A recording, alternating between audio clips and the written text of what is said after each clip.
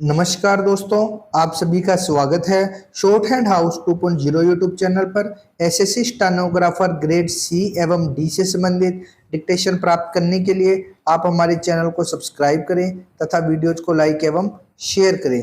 Dictation की outline का link आपको वीडियो के डिस्क्रिप्शन में मिल जाएगा, जहां से आप इसकी आउटलाइन देख सकेंगे। चलिए डिक्टेशन स्टार्ट करते हैं। डिक्टेशन स्टार्ट होगी 5 सेकेंड बाद।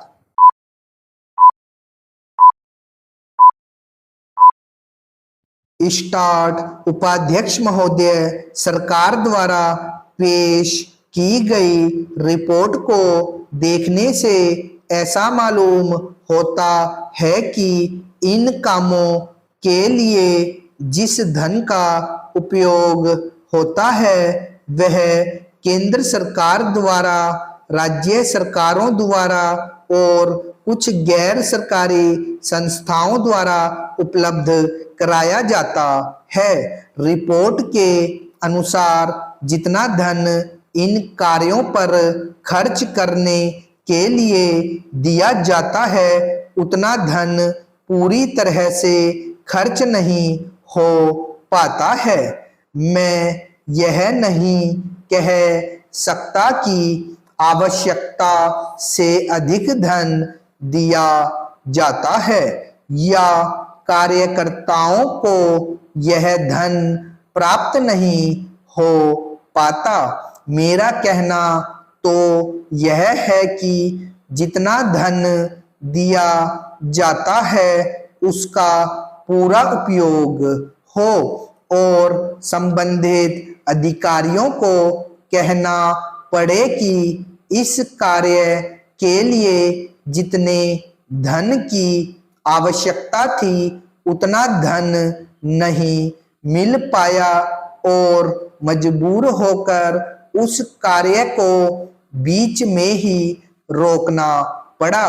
महोदय, जहां तक राज्य सरकारों का संबंध है, बहुत सी राज्य सरकारें अभी तक इस कार्य में रुचि नहीं ले रही है। वे इस कार्य को उपेक्षा की दृष्टि से देखती है।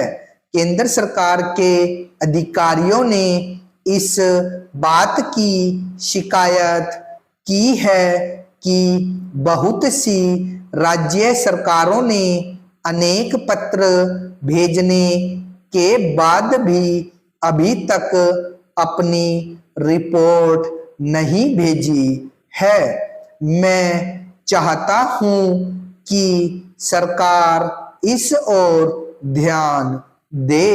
राज्य सरकारों पर दबाव डाला जाए कि वे इस दायित्व के प्रति सजग हो और केंद्र सरकार को इस कार्य में पूरा सहयोग दे। जहां तक गैर सरकारी संस्थाओं का संबंध है, आयोग ने अपनी रिपोर्ट में इस प्रकार का संकेत दिया है कि केवल कानून या सजा के द्वारा ही इस समस्या का समाधान नहीं हो सकता है। इसके लिए अत्यंत आवश्यक है कि सामाजिक वातावरण भी तैयार किया जाए। इस सदन के माननीय सदस्य जानते हैं कि हमारे देश में आजादी के बहुत पहले से ही अनेक गैर सरकारी संस्थाएं इस कार्य को कर रही है। उन्होंने समाज में व्याप्त बुराइयों को दूर करने के लिए बहुत काम किया है। मेरा अपना विचार है कि इस प्रकार की जितनी संस्थाएं इस समय देश में कार्य कर रही है, सरकार उनके साथ पूरा सहयोग करे और उनको सहायता दे ताकि वे और अधिक उत्साह से काम कर सके।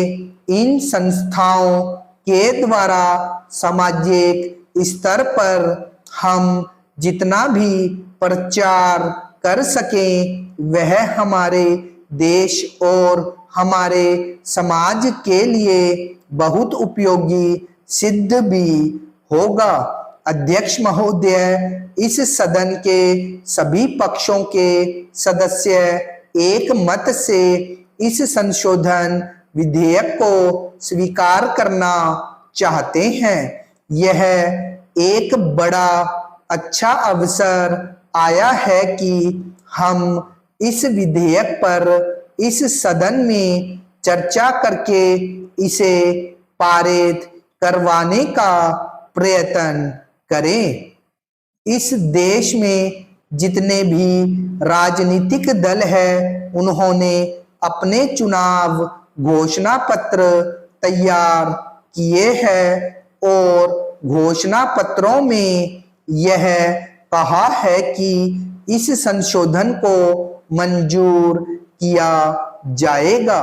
यह गौरव की बात है कि सभी माननीय सदस्य इस बात पर सहमत है कि जो पिछड़े वर्ग है उनके आरक्षण के लिए, उनके प्रोत्साहन के लिए, उनकी उन्नति के लिए क्या यह कार्य हम इस सदन के माध्यम से कर सकते हैं, उन्हें हमें करना चाहिए।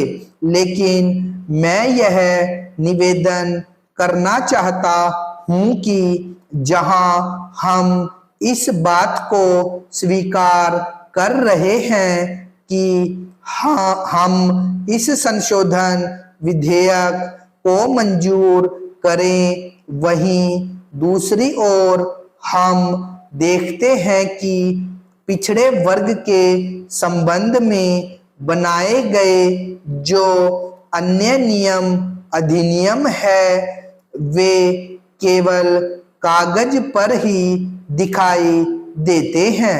उनको हम सामाजिक, आर्थिक और राजनीतिक तौर पर मान्यता नहीं दे पाए हैं। इसलिए यह बहुत जरूरी हो गया है कि हम इस विधेयक को मंजूर करें और पिछड़े वर्ग के लोगों को न्याय दिलाएं। महोदय, जब संविधान बना था तो संविधान बनाने के पूर्व एक समिति का गठन किया गया था। उस समिति ने अनुसूचित जाति और अनुसूचित जनजाति के संबंध में जानकारी प्राप्त करने का प्रयत्न किया था और यह पाया था कि शिक्षित तौर पर पिछड़ापन, आर्थिक तौर पर शोषण इन लोगों के हिस्से में आया है। इसलिए राजनीतिक तौर पर इनको आरक्षण देने की बात करते हैं। लेकिन क्या यह हमारे लिए दुख की बात नहीं है कि इतने साल गुजर जाने के बाद भी हम यह अनुभव करते हैं कि जो पिछड़ा वर्ग है उसको न्याय मिले। मेरा तो कहना यह है कि सरकारी अधिकारी इसे लागू नहीं करना चाहते और इसमें अनेकों अड़ंगे डालते रहते हैं। इतने प्रयास के बाद भी, पूरी कोशिश करने के बाद भी हम उसको न्याय नहीं दे पा रहे हैं। हम देखते हैं कि जितने आरक्षण के वायदे किए जाते हैं वे पूरे नहीं होते हैं। इस विषय पर मैं अपने और भी विचार प्रकट करना चाहता था, लेकिन सदन के अन्य सदस्य भी अपने विचार प्रकट करना चाहेंगे। अतः मैं यहीं समाप्त करता हूं। अध्यक्ष महोदय, दल बदल विरोधी कानून से संबंधित बिल जल्दी ही संसद में लाया जाएगा। सरकार इस बिल में विरोधी दलों और संबंधित संस्थाओं से भी विस्तार से विचार विमर्श और बातचीत कर रही है। स्टॉप।